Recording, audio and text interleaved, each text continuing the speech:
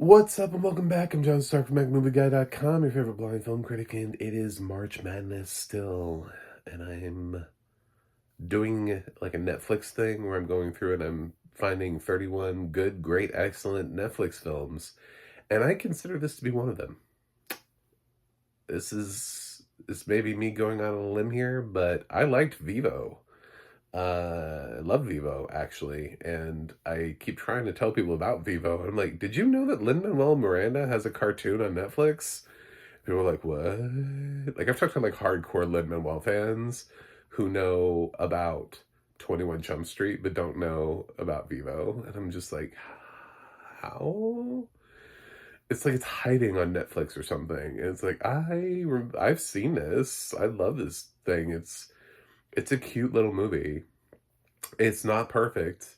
It didn't reinvent the wheel. I'm not saying it needs a Best Animated Feature Oscar.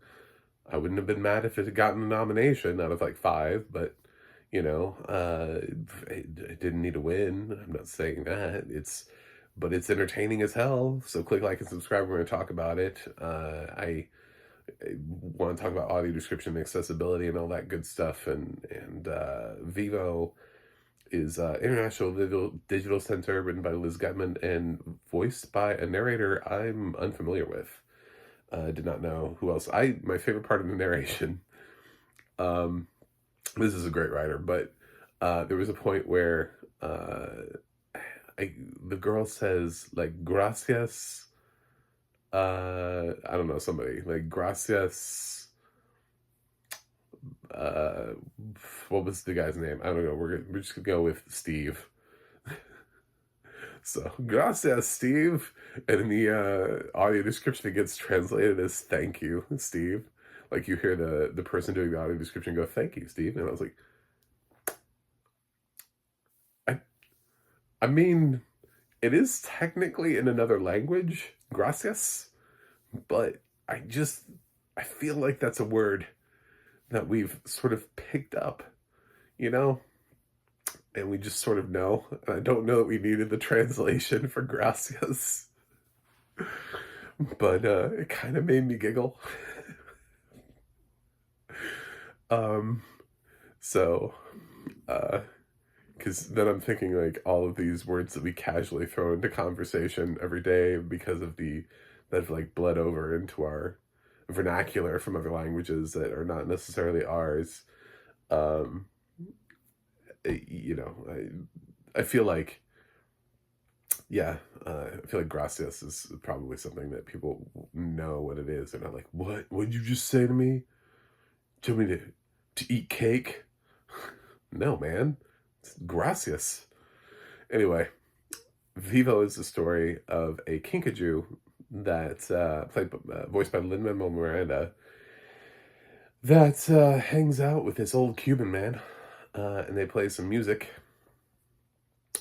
and they have fun together. They both speak, but it's made clear that humans can't understand Vivo, but animals can understand Vivo. Like other animals can understand other animals, but humans can't understand Vivo. So Vivo speaks through the language of music, through rhythms, and um, it like he can understand humans, obviously. So he his partner in everything that's music, he ends up getting this opportunity to meet this woman that he loved many years ago, and he let her go off and have a career, and he didn't say anything about like, oh my god, I love you, please don't go. And now she's having her like final concert, and she's sending this thing is like, will you come, please join me? And he's like, I want to, and then he dies. And he leaves behind this letter, this song that he wrote, and Vivo finds it, and he embarks on this journey for this one last thing for his best friend, to deliver this song that his human wrote about this woman that he loved a long time ago, like to complete their love story, so that way she knows that he always loved her. Um, it's kind of sad, especially the scene where Vivo wakes up and finds that his human partner is has passed away, and he's about to, he's really excited about going on this trip, and he just doesn't make it to the trip. So, uh, he ends up, um, there's some family that comes, and they sort of reclaim, uh, I guess, the old man's belongings or whatever. But the mother doesn't want to take Vivo, obviously, because kinkajou, whatever. Let's not transport exotic animals.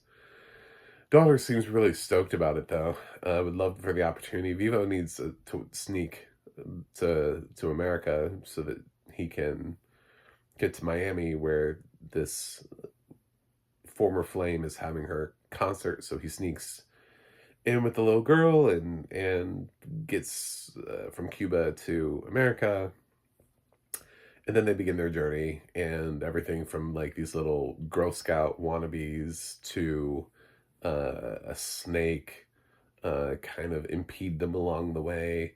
But it's this journey that eventually this little girl and Vivo go on together, learning more about each other, and she gets a friend, learns more about music and completing, and lots of songs are sung. They're written by Lin-Manuel Miranda. So if you like Lin's stuff, you should like Vivo. Um, and it's got some decent voice cast members like Gloria Estefan, Zoe Saldana. I like this movie. I think people should watch it, and there's some parts where it kind of slows down a little bit when we get into the Everglades, and he stops and helps two birds find romance, and then the snake voiced by Michael Rooker shows up. Yeah, that kind of lags a little bit. We didn't necessarily mean that, but then again, the movie would be really short otherwise if we took that out, and it gives other characters an opportunity to be there. It doesn't really make a whole lot of sense for the other little girls. Like the little girl's mom is looking for her because she realizes her daughter didn't come home or whatever. So wouldn't the other little girls that are in this like obsessive little Girl Scout group that are like, the kinkajou needs to be quarantined, wouldn't their parents be looking for them? Like, there are questions that I have. I'm not like oblivious to like continuity errors or whatever, like movie, like, oh, we could have, but it's written for kids, and oftentimes with movies nowadays, we get music in movies that really just are not memorable or forgettable. And here Lin wrote a score for a movie that reminds us why he was hired to write Moana, and why Moana 2 didn't get any nominations for Best Song or Best Score or anything like that. So check out Vivo. It's one of my more favorite animated features that's been on Netflix. I thought I was going to review The Little Prince, but apparently that's not Netflix exclusive, and it's gone off of Netflix, so I can't review this, so I reviewed Vivo instead. So, I'm giving it an A-, and check it out. Thanks for watching, thanks for subscribing, and I'll see you guys on the other side.